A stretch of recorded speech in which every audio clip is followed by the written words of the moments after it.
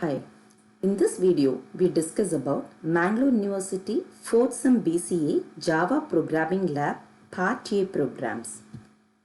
So before we get into this, let us see the program development cycle what I am going to use. The first one is we have to read and understand the problem. Identify the input and output. So once we understand the problem, it is easy for us to identify the input and output of a program. We can design the logic or develop a model if it is a class. And then using this input, output and logic, we will develop the code. We will design a test case and go for testing the program. By keeping these things in mind, let us get into the program 1. Program 1 shows that a cloth showroom has announced the following seasonal discounts on purchase of items, and depends upon the type of cloth, that is milk cloth or handloom items, we are going to get different discounts. So if it is 0 to 250, it is nothing for milk cloth and 5% for handloom items. 251 to 500, 5% and 7.5 and so on. So we have to write a program using switch and if statement to compute the net amount to be paid by the customer. Let us identify the input and output of this particular program. So the input should be the type of the cloth, that is, it is a milk cloth or the handcrafted cloth, and the amount of purchase, because that is going to decide the discount amount.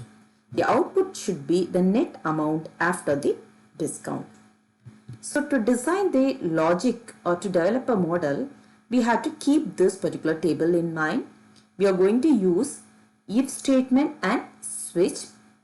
As we know, we cannot use conditions, the limits or conditions in switch. We are going to select this milk cloth and handloom cloth items in switch, and these items can be represented using the if statement. So the coding looks like this. We get the input of the cloth type, that is 1 and 2, and then in case we are going to get the purchased amount, depends upon the amount we are calculating the discount. It is 0, 5%, 7.5 or 10. If it is case 2, that is handcraft items, then the corresponding discounts are uptime. Here you may have a question, that is why I have mentioned 5.5 divided by 100. What it means? That is integer by integer division. You can even mention it as 0.05 instead of 5.0 divided by 100. You can mention like this also, but I am using 5 by 100. If I use 5 by 100, it will just go for integer division, because the integer value is only 0 and no discount will be calculated. So whenever the two inputs are integer and you want a double output, you have to convert any one of this either the divisor or the dividend into float or double. You can use either typecasting, or even you can go for mentioning it as 5.0/100. So typecasting means I can say float of 5 divided by 100 also. I am using this notation. Now let's check the program. So I am using java.util.scanner in my coding to read the input. So I'm just going for importing all those statements. After import, I'm just going to declare all the variables I want. This is your input section or variable declaration section. Depends upon the input, you can, if it depends upon the input and output, you can declare all the variables. And here I'm using a loop label. Input will be the menu, that is the type of cloth 1 and 2, and we will get an input for the type of item. So depends upon the type of item, we will calculate the discount. So we just get the input for the amount and then we calculate the discount if the case is 1, and even if case is 2 also we will calculate the discount. So one small mistake, a common error, what we used to do is we will just type case 1 without space. So if you just write a case without space, then it will not give you any error during compilation, but you will not get the output. So please be careful when you type case statement.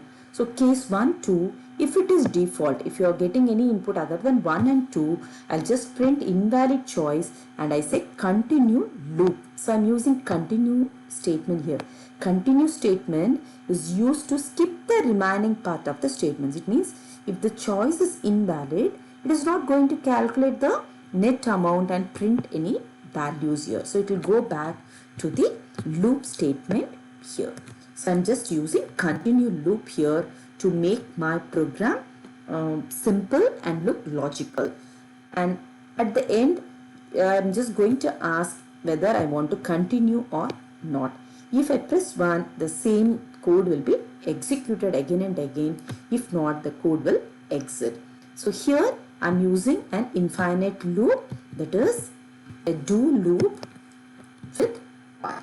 So let us see how this program is going to work. This is my coding. Let me compile and execute my program. Let me compile the program using javac space filename.java. When there is no error, let us execute the program.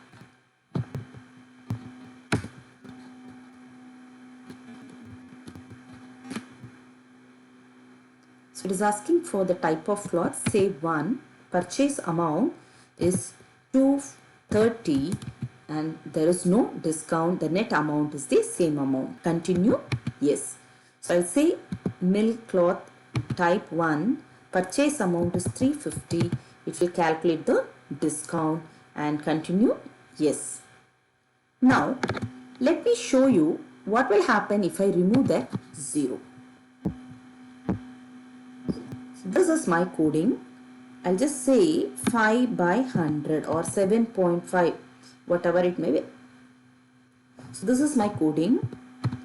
Let me just remove this 0, 5 by 100.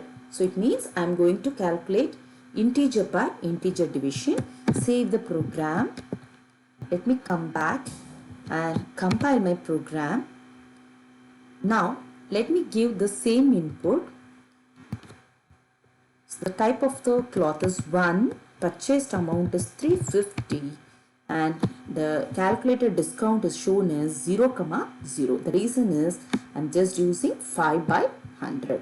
So 5 by 100 will be 0.05. Integer by integer division will return only integer. I can just convert it to float by adding a 0 like this. Now I can expect the correct output. So the output of this code looks like this. So we can just give different inputs or we can just try all the permutations and combinations for both the milk cloth, and if it is working fine, your program is perfectly alright. Happy coding? Check this coding link in description. Thank you.